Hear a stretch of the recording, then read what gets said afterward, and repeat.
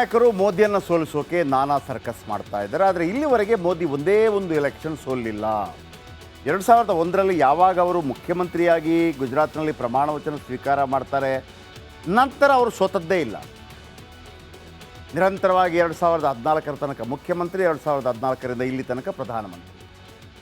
ಇದೀಗ ಕಾಂಗ್ರೆಸ್ಗೆ ಒಂದು ಆಸೆ ಆಗಿದೆ. ಏನಪ್ಪ ಅಂತಂದರೆ, ಒಮ್ಮೆ ಆದರೂ ಇವರನ್ನು ವಿರೋಧ ಪಕ್ಷದ ಸ್ಥಾನದಲ್ಲಿ ನೋಡಬೇಕು. ನಮ್ಮನ್ನು ಹೆಂಗೆ ಕುಟುಕ್ತಾ ಇದ್ದಾರೆ ಅವರು, ಅದೇ ಥರ ಅವರನ್ನು ಕೂಡ ಕುಟುಕಬೇಕು ವಿರೋಧ ಪಕ್ಷ ಸ್ಥಾನದಲ್ಲಿ. ಈ ಥರ ಒಂದು ವಿಚಿತ್ರ ಆಸೆಯನ್ನು ಹೊರ ಹಾಕಿದ್ದಾರಂತೆ. ಏನದು? ಬನ್ನಿ ಒಂದು ರಿಪೋರ್ಟ್. ಪ್ರಧಾನಿ ಸ್ಥಾನದಿಂದ ಮೋದಿ ಬದಲಾವಣೆಗೆ ಪ್ಲಾನ್. ಸಂಚಲನ ಮೂಡಿಸಿದ ಕಾಂಗ್ರೆಸ್ ಸಚಿವರ ಮಾತು. ಮೂರನೇ ಬಾರಿಗೆ ಪ್ರಧಾನಮಂತ್ರಿಯಾಗಿ ಅಧಿಕಾರ ನಡೆಸುತ್ತಿರುವ ಮೋದಿ ಅವರನ್ನ ಪ್ರಧಾನಿ ಸ್ಥಾನದಿಂದ ಕೆಳಗಿಳಿಸುವ ಮಾತು ಕೇಳಿ ಬರುತ್ತಿದೆಯಂತೆ. ಬಿಜೆಪಿ ಮುಖಂಡರೇ ಮೋದಿ ಅವರನ್ನ ಕೆಳಗಿಳಿಸುವಂತೆ ಒತ್ತಾಯ ಮಾಡುತ್ತಿದ್ದಾರೆ ಎಂದು ಸಚಿವ ಸಂತೋಷ್ ಲಾಡ್ ಹೇಳಿದ್ದಾರೆ. ನನಗೆ ಬಿಜೆಪಿ ಕಾರ್ಯಕರ್ತರು ಹೇಳ್ತಿದ್ದಾರೆ, ನಿತಿನ್ ಗಡ್ಕರಿಗೆ ತರಬೇಕು, ಮೋದಿ ಅವರ ಕಾರಣದಿಂದ ಡಾಲರ್ ಕುಸಿತಾ ಇದೆ, ಡಾಲರ್ ಭಾಳ ಕುಸಿತಾ ಇದೆ ಅಂತೇಳಿ ಬಿಜೆಪಿ ಮುಖಂಡರು ಪಾಪ ಹೇಳಂಗಿಲ್ಲ, ನಮಗೆ ಹೇಳ್ತಾರೆ. ನಿಮ್ಮ ಮುಖಾಂತರ ಹೇಳ್ತಾ ಇದ್ದೀವಿ, ಬಿಜೆಪಿನಲ್ಲಿ ಯಾರು ಪ್ರಜ್ಞಾವಂತರು ಬಿಜೆಪಿ ಇದ್ದಾರೆ, ಯಾರು ದೇಶಪ್ರೇಮಿ ಬಿಜೆಪಿಯವರು, ಕಾಂಗ್ರೆಸ್ನವ್ರು ಹೆಂಗಿದ್ದಾರೆ ಹಂಗೆ ಬಿಜೆಪಿಯವರು ಕೂಡ ಇದ್ದಾರೆ. ದೇಶಪ್ರೇಮಿ ಎರಡು ಪಾರ್ಟಿಲಿದ್ದಾರೆ, ಸಾರ್ವಜನಿಕ ನಾವೆಲ್ಲ ದೇಶಪ್ರೇಮಿಗಳೇ. ಅವ್ರಿಗೆ ಅರ್ಥ ಆಗಿದೆ ಆರ್ಥಿಕ ಪರಿಸ್ಥಿತಿ ವಿಶ್ವಗುರುವಿಂದ ಕಾರಣದಿಂದ ಕುಸಿದೋಗಿದೆ ಅಂತ ಅವ್ರಿಗೆ ಗುರ್ತಿದೆ. ಅವ್ರ ಕೂಗಿ ನಾನು ಹೇಳ್ತಾ ಇರ್ತಕ್ಕಂಥ, ಅವ್ರು ಕೂಡ ಹಂಗೆ ಹೇಳ್ತಾರೆ, ಹೆಂಗೋ ಮಾಡಿ ನರೇಂದ್ರ ಮೋದಿ ಸಾಹೇಬ್ರನ್ನ ತೆಗಿಬೇಕು, ನಿತಿನ್ ಗಡ್ಕರಿನ ಮಾಡಬೇಕಂಬುದು ಅವ್ರದ್ದು ಕೂಡ ಕೂಗಿದೆ. ಕಾಂಗ್ರೆಸ್ ನಾಯಕ ಪವನ್ ಖೇರಾಗೂ ಒಂದು ಆಸೆ ಹುಟ್ಟಿಕೊಂಡಿದೆ. ಮೋದಿ ಅವರನ್ನ ಒಮ್ಮೆಯಾದರೂ ವಿಪಕ್ಷ ನಾಯಕ ಸ್ಥಾನದಲ್ಲಿ ನೋಡಬೇಕು ಅಂತಿದ್ದಾರೆ. अब मेरा एक सपना है, बताइए. नरेंद्र मोदी को विपक्ष में बैठना चाहिए. सीरियसली, आई मीन उस बिना उनको हराए मुझे नहीं लगता कि तपस्या सफल होगी. वो रिटायर हो जाए उसका क्या फायदा. He has to be sitting in the opposition, facing all the insults that we faced in the last 10 years, that our leaders have faced in the last 10 years. 2029ಕ್ಕೂ ನಾನೇ ಪ್ರಧಾನಿ ಅಂದ್ರು ಮೋದಿ. ಮೊನ್ನೆ ತಾನೇ ಸಂತೋಷ್ ಲಾಡ್ ಪ್ರಶ್ನೆಗೆ ಮೋದಿ ಉತ್ತರ ಕೊಟ್ಟಾಗಿದೆ. ಲೋಕಸಭೆಯಲ್ಲಿ ಮಾತನಾಡಿದ ನಮೋ, ಇದು ಇನ್ನು ಮೂರನೇ ಟರ್ಮ್, ಇನ್ನು 2029ಕ್ಕೆ ಮತ್ತೆ ಬರ್ತೀನಿ ಎಂದಿದ್ದಾರೆ. और आदरणीय अध्यक्ष जी, मैं विश्वास से कहता हूं, हमें और बड़े लक्ष्य पार करने, और हम करके रहेंगे. और माननीय अध्यक्ष जी, ये तो अभी हमारी तीसरी ही टर्म है.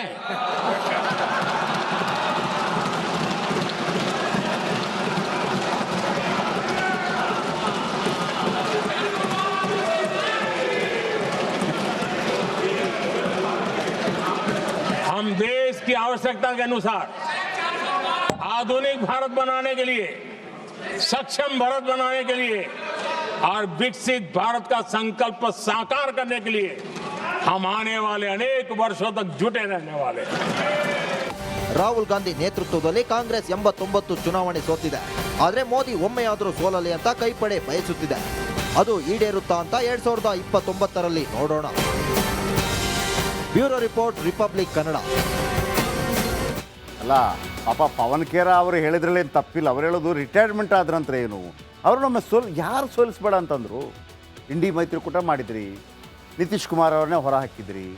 ಅಲ್ಲಿ ಮಮತಾ ಬ್ಯಾನರ್ಜಿ ಹೇಳಿದರು ಮಲ್ಲಿಕಾರ್ಜುನ ಖರ್ಗೆ ಅವರನ್ನು ಇದರ ಪ್ರಧಾನಿ ಅಭ್ಯರ್ಥಿ ಮಾಡೋಣ ಅಂತೇಳಿ. ನಿಮ್ಮ ನಾಯಕರೇ ಒಪ್ಪಲಿಲ್ಲ, ನಮ್ಮ ಕರ್ನಾಟಕದ ನಾಯಕರೇ ಒಪ್ಪಲಿಲ್ಲ. ನಾವು ಕೇಳಿದ್ವಿ, ಸರ್ ಮಲ್ಲಿಕಾರ್ಜುನ ಖರ್ಗೆ ಪ್ರಧಾನಿ ಅಭ್ಯರ್ಥಿ ಅಂತ ಹೇಗೆ ಅಂತಂದರೆ DK ಶಿವಕುಮಾರು ಮಾತಾಡಲಿಲ್ಲ, ಸಿದ್ದರಾಮಯ್ಯನವರು ಮಾತಾಡಲಿಲ್ಲ.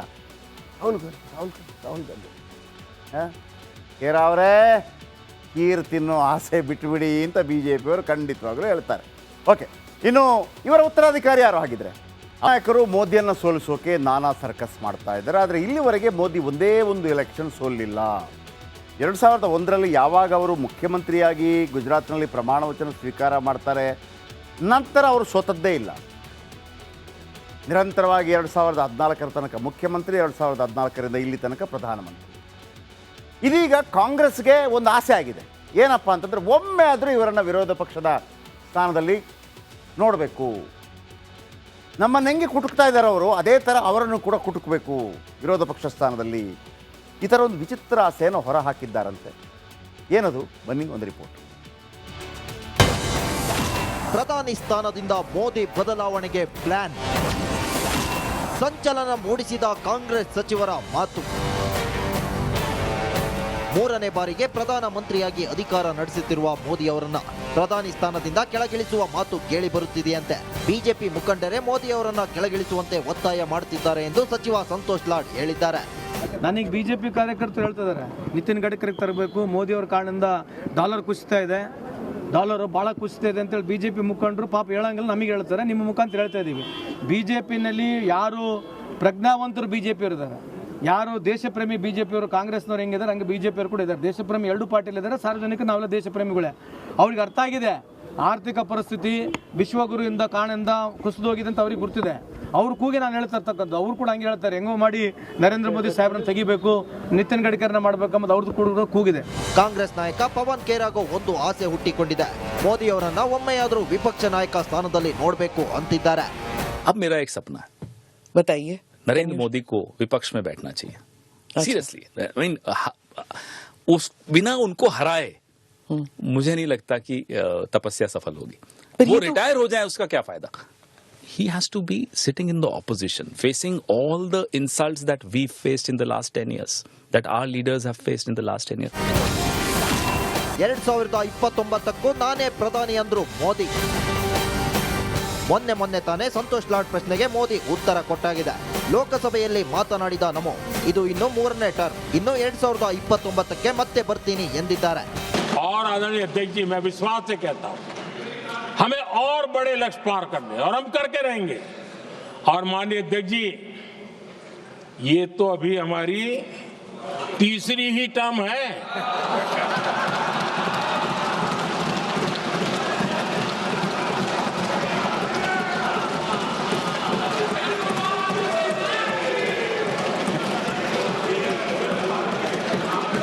हम देश की आवश्यकता के अनुसार आधुनिक भारत बनाने के लिए, सक्षम भारत बनाने के लिए और विकसित भारत का संकल्प साकार करने के लिए हम आने वाले अनेक वर्षों तक जुटे रहने वाले हैं।